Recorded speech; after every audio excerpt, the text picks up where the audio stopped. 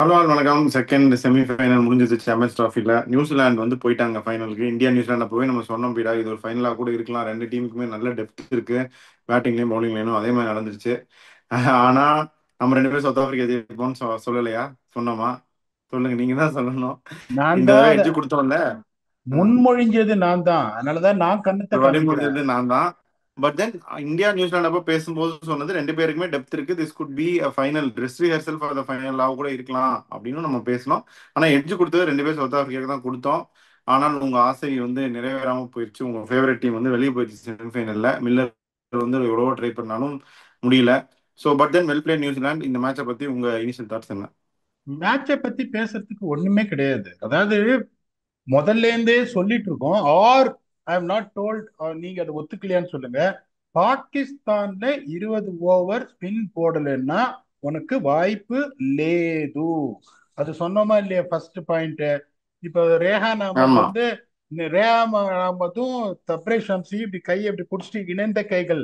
அவரும் துபாய் பார்த்துட்டாரு, பாகிஸ்தான் பார்த்துட்டாரு. ரெண்டு பேருக்கும் ஒரு அருமையான ஒரு பியூட்டிஃபுல் இது, நல்ல ஹோட்டல்ஸ், நல்ல சாப்பாடு, பிரியாணி எல்லாம் அருமையா கிடைக்கும். நல்லா சாப்பிட்டு வந்துட்டாங்க. அதுக்கப்புறம் எப்படின்னா ஸ்ட்ராட்டஜி கிங்கு. அதுவும் என்ன சொன்னோம், 10 ஓவர்ல ஸ்ட்ரைக் பண்ணணும். எடுத்த உடனே விக்கெட் விழலைன்னா இவங்க வந்து ஒரே ஒரு ஸ்பின்னரை வேற போடுவாங்கன்னு சொல்லும் போது இவங்க வந்து ககிசோரபாதாவை பதுக்குறாங்களாம். இது எப்படிப்பட்ட ஒரு ஸ்ட்ராட்டஜி பாருங்க, யோசிச்சு பாருங்க. ரச்சின் ரவீந்திரா பயங்கர ஃபார்ம்ல இருக்காரு. வில் யங்கு நல்லா ஆடுறாரு. ஃபர்ஸ்ட் மேட்சுக்கு அப்புறம் பெருசா அடிக்கல, பியூட்டிஃபுல்லா ஆடுறாரு. மாமா செம ஃபார்ம்ல இருக்காரு. இவங்க எப்படின்னா லுங்கி எங்கடி கொடுத்துருவாங்களா நியூ பால். லுங்கி எங்கடிக்கு கொடுத்துட்டு மார்க்கோ ஆன்சனுக்கு கொடுத்துட்டு ககேஸ்வரபாதா பதுக்கி அவங்கள ஸ்டைஃபல் பண்ணுவாங்களாம். இதெல்லாம் வந்து எப்படிப்பட்ட யோசனை பாருங்க. இப்ப நிறைய பேர் வந்து என்ன கேட்பாங்க. இப்ப வருத்தத்தோட ஒரு சிலதை சொல்லிடுறேன் நானு. விட ஏன்டா ஆனா ரொம்ப நாளாவே ரபாடா ஃபர்ஸ்ட் சேஞ்ச் தானே போட்டுட்டு இருக்காரு. சார், இந்த மாதிரி ஒரு சுச்சுவேஷன்ல when you are playing on a pitch which we said is going to get better and better, 320 எப்படியும் ஃபர்ஸ்ட் பேட்டிங் ஆனா 320 நியூசிலாந்து அடிச்சிருவாங்க. 320 மேல போச்சுன்னா சவுத் ஆப்பிரிக்காவுக்கு வாய்ப்பு இல்லைன்னு நம்ம சொல்லும் போது you have to sense the danger. ககீஸ்வரபாதா எங்க போடுறாங்க அப்ப doesn't matter at all, you have to pick up wicket. இதை வந்து ஒரு மன வருத்தத்துல சொல்றேன். ஒரு சிலர்ல கேட்பாங்க, சார் இப்ப நீங்க இருக்கும்போது ஸ்ட்ராட்டஜி என்னாச்சு அப்படின்னு. மன வருத்தத்துல இதை பகிர்ந்துக்கிறேன் பப்ளிக் கிட்ட. 2040 T20 world cup India versus Bangladesh semifinals. South Africa batted first and scored 172. That was the highest chase to be made if made on the day. அது வரைக்கும் 172 ரன் அந்த ஸ்டேடியத்தில் அடிச்சதே கிடையாது. என்ன தெரியுமா பண்ணாங்க? ஜேபி டுமினியை வச்சு ஓபன் பண்ணாங்க நியூ பால். யார் தெரியுமா ஆடுறது? பெரியப்பாவும் அஜிங்கியா ரஹானேவும் டேல் ஸ்டெயினை வச்சுன்னு ஜேபி டுமினியை வச்சு நியூ பால்.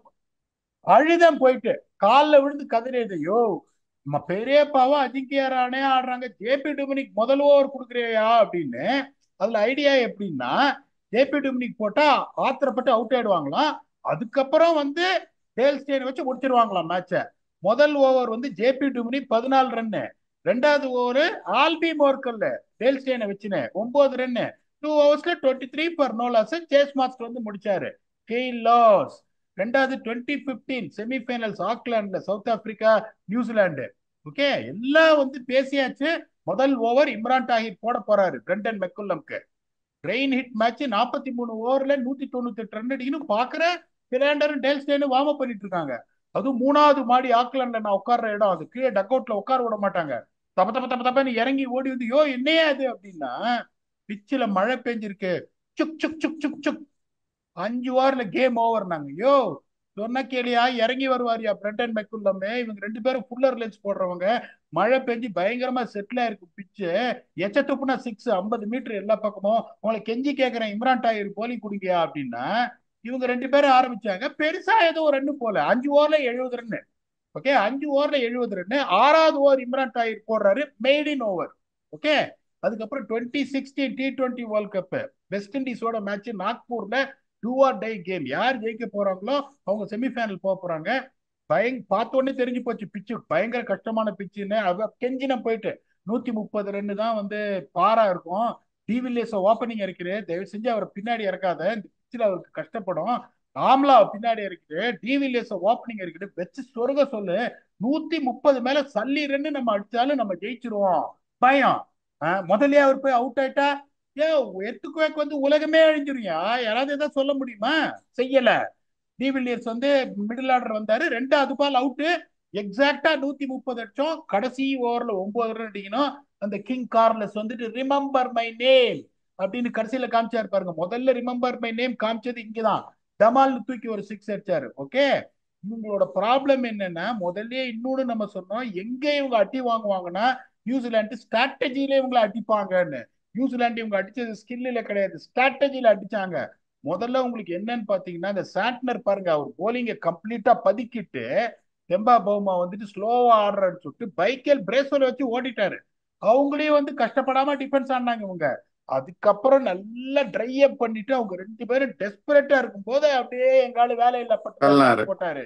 எங்க அவங்க அடிச்சாங்கன்னா, சவுத் ஆப்பிரிக்கா ஏன் ஜெயிக்க மாட்டேன்றாங்கன்னா, நிறைய பேர் சோக்கர்ஸ் போக்கர்ஸ்ன்றாங்க.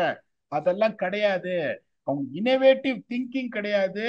தில்லுக்கு துட்டுன்னு கிரிக்கெட் ஆடணும். பெரியப்பா ஆடுறாரு பாருங்க வந்து, என்னானாலும் சரி அடிதான்.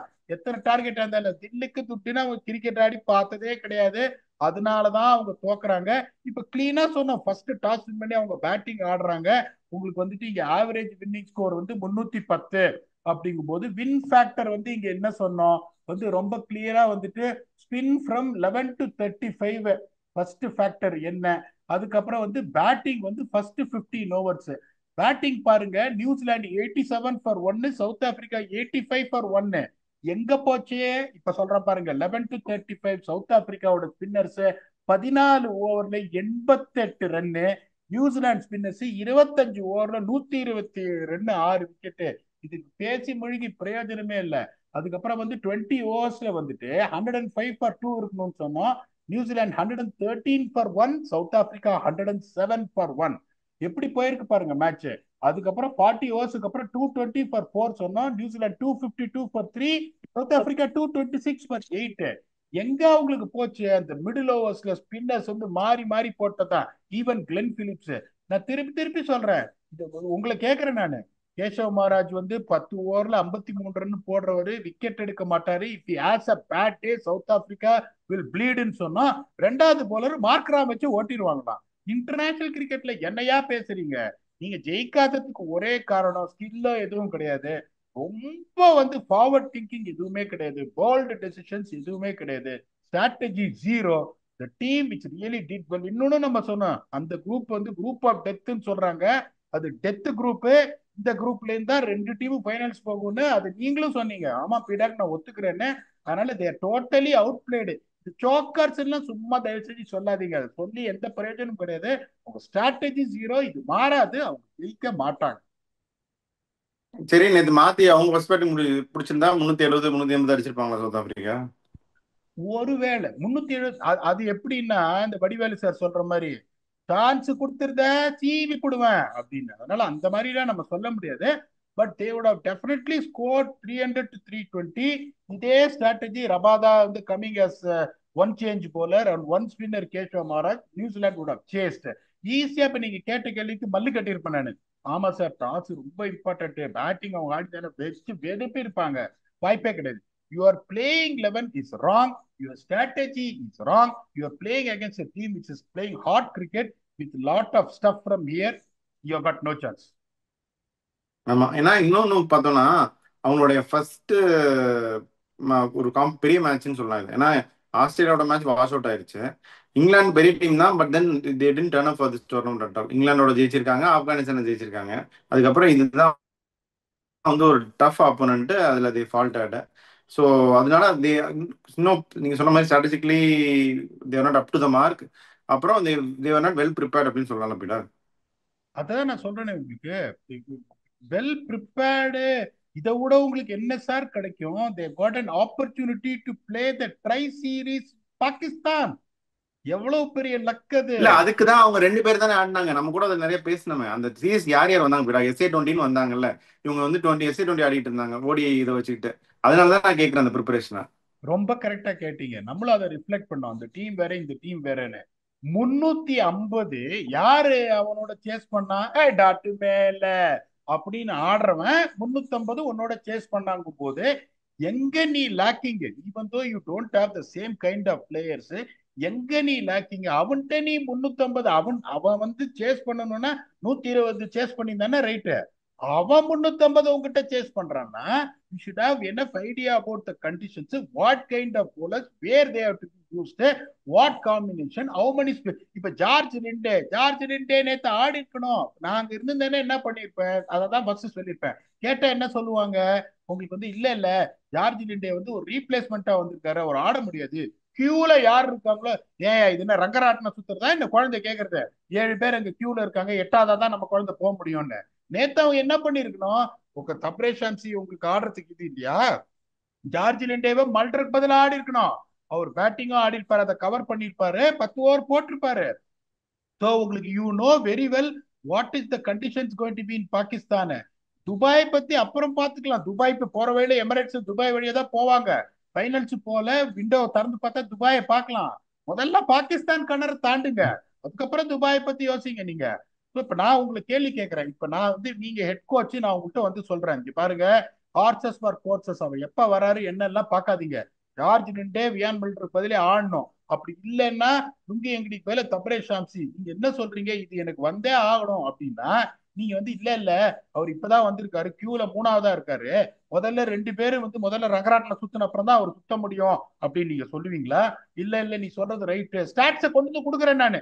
15ல இருந்து 40 வரைக்கும் பாகிஸ்தான்ல என்ன போயிருக்கு, யார் இம்பாக்ட் கிரியேட் பண்ணிருக்காங்க, அது கேட்டா அவங்க என்ன சொல்லுவாங்க, இல்லையே லுங்கி எங்கடியே ஆஸ்பின் தானே போடுறாரு, அப்ப சரியா போயிடுமே. இது எப்படி இருக்கு, இந்த முதல் படத்துல அர்ஜுன் சொல்ற மாதிரி, அப்ப லுங்கி எங்கடி வச்சு ஆஸ்பின் போட்டா சொல்லுங்க ஐயா அப்படின்னு சொல்ற ஆளுங்க நீங்க என்ன பண்ண முடியும்னு நினைக்கிறீங்க, நீங்க சொல்லுங்க. அதுதான் பீடா. இப்ப இந்தியா நினைச்சிருந்தா அதை பண்ணிருக்கலாம். இப்ப வருண் சக்கரவர்த்தி அப்படித்தானே கொண்டு வந்தாங்க அவங்க. இப்ப வருண் சக்கரவர்த்தி கியூல இருக்காரு, முதல்ல வாஷிங்டன் சுந்தர் தான் எடுத்தோம், அவரை தான் ஆடுவோம்னு அவங்க நினைக்கலையே.